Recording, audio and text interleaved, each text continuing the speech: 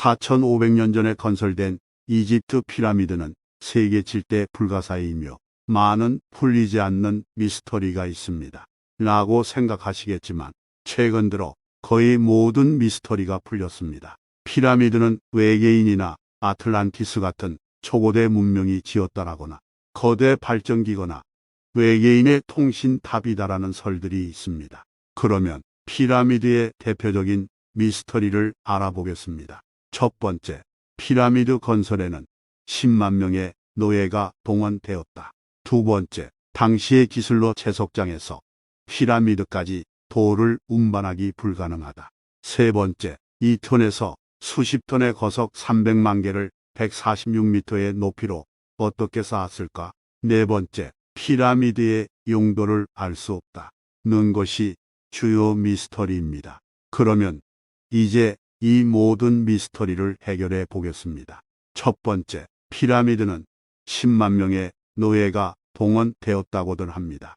그러나 피라미드 한 개 건축하는데 4,000명에서 2만 명의 고임금의 건설 노동자가 동원되었습니다. 이집트 유적 발굴을 이끌고 있는 고고학자 자이 하와스가 피라미드는 노예가 아니라 자유로운 노동자들이 만들었다고 주장했습니다. 하와스는 그 증거로 카이로 서쪽 기자지구에 있는 쿠프 왕의 피라미드 주변에서 새로 발굴된 노동자들의 묘지를 들었습니다. 그는 노예였다면 왕의 무덤 옆에 자신들의 무덤을 만들지 못했을 것이라고 말했습니다.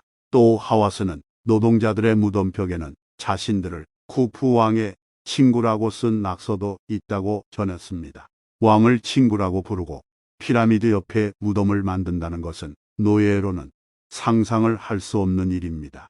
기자지구 피라미드 건설 당시 노동자들 식량으로 날마다 버펄로 21마리와 양 23마리가 제공됐다며 이를 근거로 노동자 수를 1만 명 수준으로 추정했습니다. 최근 발견된 근무 일지에는 40명의 노동자에 대한 근태가 상용문자로 기록되어 있는데 이를 해석하면 다음과 같습니다. 세바 정갈에 물려서 출근을 못했다.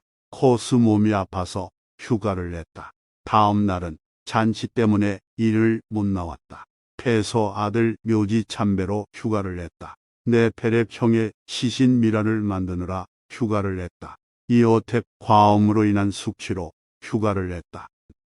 당시 피라미드 노동자 임금은 한 사람이 4자루의 밀과 1자루 반의 보리, 기름과 야채, 과일, 생선, 육류 등을 풍족하게 지급받았다고 하며 이는 18세기까지의 유럽인들의 임금 수준을 넘어서는 수준이라고 합니다. 이로써 노예는 아닌 걸로 확인됩니다.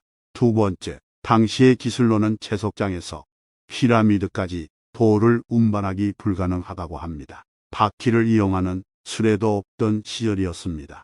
그러나 방법은 너무나 간단했습니다.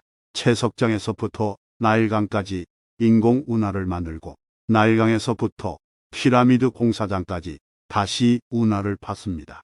돌을 캐고 난 다음 배에 돌을 싣고 수로를 지난 나일강을 타고 다시 공사장으로 옮겼다고 합니다. 기자 피라미드 바로 옆에서 고대 항구가 발견되었습니다. 당시 피라미드 건설용 석재를 운반하는 하급 관리가 파피루스에 적은 글에 다음과 같은 내용이 있었습니다. 나는 프라에서 기자까지 거대한 석회암 블록 몇 개를 운하로 운반했다. 1954년 4월 쿠프의 대피라미드 남쪽 18m 지점에서 2대의 태양의 배가 발견됐습니다. 복원된 태양의 배는 27m 길이에 무게 45톤이 되는 대형 배입니다.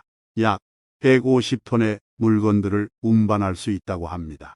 피라미드에는 2톤에서 90톤의 돌이 사용되었습니다.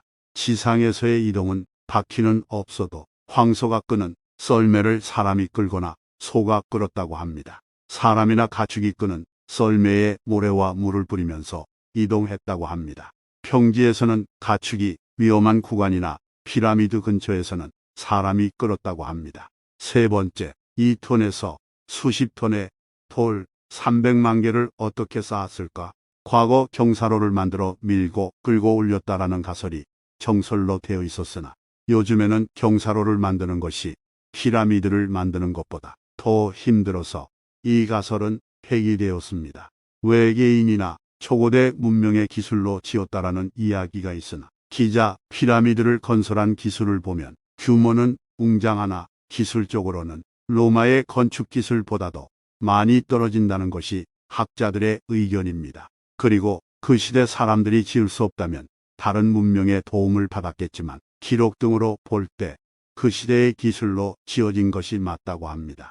그러면 도대체 어떻게 그 많은 돌들을 쌓아 올렸을까요? 지금은 두 가지 이론이 가장 유력합니다. 첫 번째는 내부 경사로 가설입니다.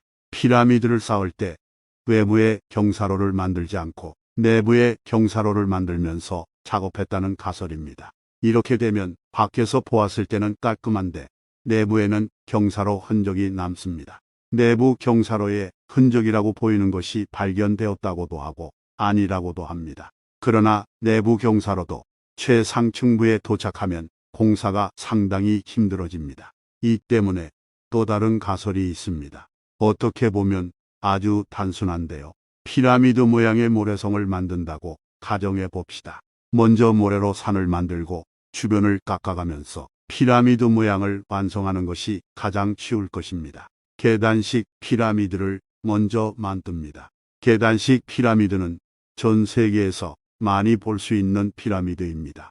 이집트의 초기형 피라미드나 잉카의 피라미드, 우리나라 장군정도 계단식 피라미드입니다.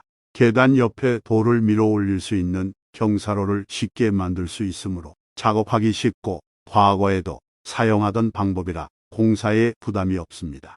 최상부가 평평한 계단식 피라미드를 다 만든 상태에서 상부부터 뾰족하게 깎아내고 필요 없는 돌들을 치워가면서 경사면이 직선인 피라미드를 만듭니다. 그리고 흰색 회칠을 하면 완성됩니다.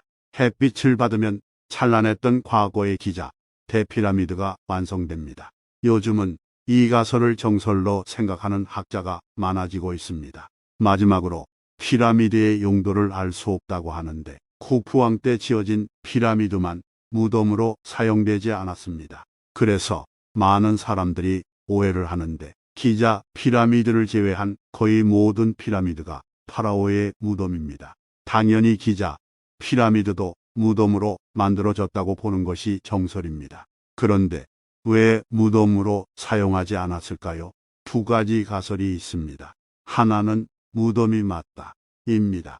쿠푸 대피라미드의 어딘가 미지의 공간에 쿠푸왕의 미이라가 있다는 설입니다. 사방 230m의 엄청난 크기로 석실이 어디에 있는지 찾지 못했다는 것입니다. 아직도 새로운 공간이 발견되고 있으니 충분히 가능성이 있습니다. 두 번째는 기술적 문제로 무덤으로 사용되지 않았다고 합니다. 학자들의 이야기에 따르면 쿠푸왕 피라미드는 다른 피라미드에 비하여 설계나 기술적 문제가 많다고 합니다. 이로 인하여 석실 천정이 금이 가는 등 구조적인 문제가 많다고 합니다. 최종적인 피라미드의 완성형은 카프레 왕의 피라미드라고 말합니다. 이는 쿠푸 왕의 피라미드보다는 3m 작지만 내부가 안정되어 있습니다. 사후의 세계와 환생을 중요시하는 이집트의 신앙으로 보아 당시 언제 무너질지 모르는 피라미드에 파라오의 미이라를 안치할 수 없었다고 봅니다. 파라오가 돌무더기에 깔린다는 말도 안 되는 상황이 발생할 수 있으므로 다른 안전한 곳에 파라오를 안치하고 쿠푸 대피라미드는 빈 상태로 있다고 합니다. 어느 가설이 맞는지는 새로운 공간들이 발굴되면 답이 나오리라 봅니다. 감사합니다. 구독과 좋아요 부탁드립니다.